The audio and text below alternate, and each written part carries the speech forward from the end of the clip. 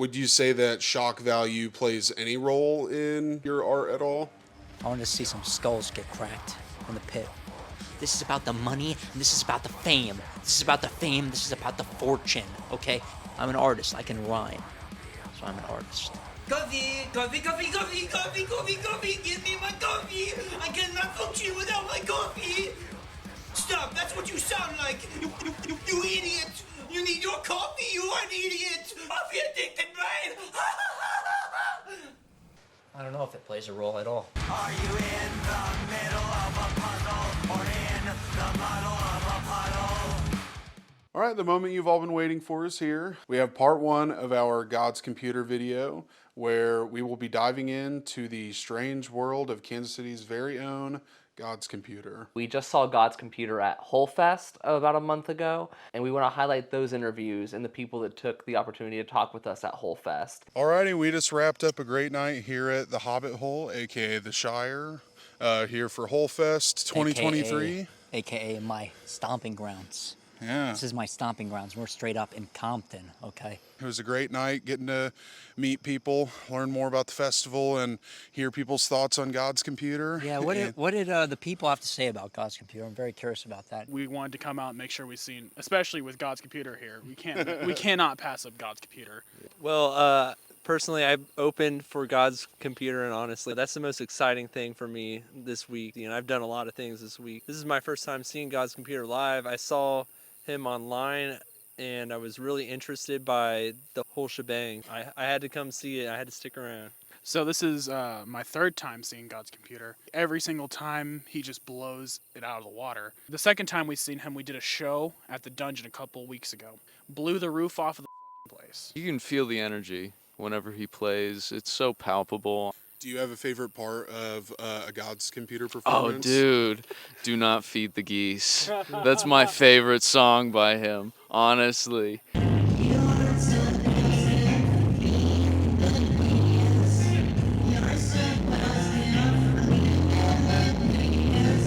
His lyrics are amazing. They're so interesting, so avant-garde. Very interesting to listen to his stories. My favorite that he does is mood stabilized. It just brings so much energy. I just can't help but screaming along with him. You can't just stand there and just listen to it. You got to be into it. And I love that feeling that he brings to the crowd. Everybody's enjoying the shit out of themselves. Just the way everybody gets up and starts dancing and screaming and all that kind of stuff. He just brings that. The song Times Square was awesome. Yeah. Personally, I feel like there's a very thin line when it comes to weird music. I was comparing him to Ween earlier because Ween can write songs like Waving My Dick in the Wind, and it will still sound like amazing because they're professionals at what they do. They're visionaries, exactly. God's Computer is like that next evolution of just like weird music meant for people who like something different, you know. So in my eyes, he will always bring the show. Out of all of us, he's going to make it. I know that. Just looking at him today, he's going to make it. God's Computer is great, and I'm sorry, Ryan. You know, I can't really compare him to Ween. You know, I can't compare him to anything. He's in a league of his own. You know why you talked any crap on me? No. You know what they do to snitches in Compton. You know what they do to snitches. Hold up. I just have to check my notes because I wrote down what I was wanting to say because you see, authentic interviews are 100% scripted, you know? I was sad that we didn't open this motherfucker up. I wanted to see some skulls get cracked in the pit. Okay, I agree. You agree? You want to see skulls get cracked in the pit? A little bit. A little bit? We're here in Compton, and if you talk any shit on your boy, you're dead. You know what's going to happen to you? You're dead. Showgoers. Showgoers, boom. I did notice during your set, Yes. you were carrying around this box of Teddy Grahams. Some beautiful Teddy Grahams. It didn't leave your side. Didn't leave my side. Is there a question regarding the Teddy Grahams? Is everything a carefully mastered plan, a part of the plot tonight? I guess not. Do you think that it is or no? Is Teddy Grahams your favorite snack? Is it your favorite show snack? You like energize you before a show? I don't know. What do you think about the Teddy Grahams? The Do you think that it's my favorite snack? What do you think the significance is? And I'll answer if it's right or wrong. I think you like Teddy Grahams. I think I eat them all. That's what That's what I'd say to if I like them or not. I'd say I ate all of these Teddy Grahams. And last thing is this: if you don't like the computer, you gotta like the music, or else you gotta tell me that I'm the greatest artist of all time, or else I'm not gonna want to play with you. I'm sorry, but you talk any smack on your boy, good luck. Thanks. Great time here at the Hobbit Hole, aka the Shire, aka Compton. It is Compton. Not AK, but it is. Showgoers, God's computer, boom! So in this next video, we're going to take it back to when we first met God's Computer at his show at Westport Bowery. So you guys are the interviewers, so you guys can ask me the questions. Yeah. I don't need to start talking or anything. We're here with showgoers, and we're interviewing God's Computer after a wonderful set. What do you want people to take away from your live performances? Yeah, right. There's nothing to take away from the performance. This is just simply baseless entertainment. Entertainment is about your feelings, okay? This is a new philosophy that I've designed myself. It's called God's Computer, his religion. Yeah, well, basically, the idea is that there's nothing to be taken from the performance. You should just be entertained from the show. That's my only goal. Is if there is a goal, which there's not, it would be to entertain you. Well, I was surely entertained. So, you described your music last time we spoke with you as Normiecore butt rock. Yeah. Can you elaborate a little bit on what you mean by that? Yeah, I think we really missed the Normiecore butt rock of the early 2000s. You know, there are people in Kansas City carrying the torch in terms of butt rock. They're not getting the exposure that they deserve. There's some underrepresented Normiecore butt rock bands in the scene. What I mean by underrepresented is they should be the biggest band, man. Normiecore butt rock is the best genre of all time. So I don't understand why they're not blowing up right now. Normie rock, for example. The first thing that might come to mind is like Nickelback or something, Nickelback, or Foo Fighters. If you think that Nickelback is the same as Kurt Cobain, then you're a moron.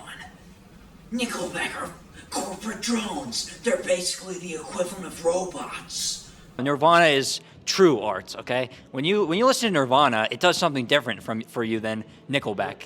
Yeah, Nirvana is the greatest band of all time. Well, yeah, Kurt Cobain. What's there not to? What is there to say? I mean, we all know Kurt Cobain. He's a legend. The greatest probably human being of all time. If I was to have any inspiration, it would be Kurt Cobain. If I was not in terms of the music, but in terms of my life, it would be Kurt Cobain. Kurt Cobain? Yeah. What is it about Kurt Cobain's life that inspires you so much? He was living the rock and roll badass life. He was living the badass rock and roll superhero lifestyle. What else is there to say? He was a political warrior, and God's Computer is a political vehicle. God's Computer, the music doesn't matter, actually. So I said it was for entertainment. So that's like number one is the music doesn't matter. Number two is that this is a political vehicle. God's Computer is just a project to push my political and social agenda. What is your political and social agenda? If you study everything that I've done enough, you could figure it out easily. I would just say that if you go check out everything I've said, it's going to be very apparent to you how you should think about a lot of things. Like, not what I think, what you should think. Like, I'm telling you what to think. What influences your thinking on coffee? If you do coffee, I can't even say. It's just too hateful. Just do your research on coffee. Actually, don't do your research on it. Just follow your gut. Do you have any beverage of choice alternatives to coffee then? Yeah, you drink water. I could never fall into the mainstream. It simply wouldn't be possible because my music will never be co-opted by the mainstream. The mainstream is intimidated by God's Computer. It's an intimidating project that simply, it's just not going to be understood. People don't like what they don't understand. And so you know what they do when they don't like you, and you know what they do when they don't like you? You can go, move to another town if you want to play there. That's what you can do. That's my advice: is move to another town. Showgoers, boom! Yeah. Gotta be blessed by the God's Computer. Blessed by the gods. Yeah. Blessed by the gods. Blessed by the gods. I'm trying to think. Some kind of to be continued of some kind. I am a purchasable commodity. I am an artist. You can buy me.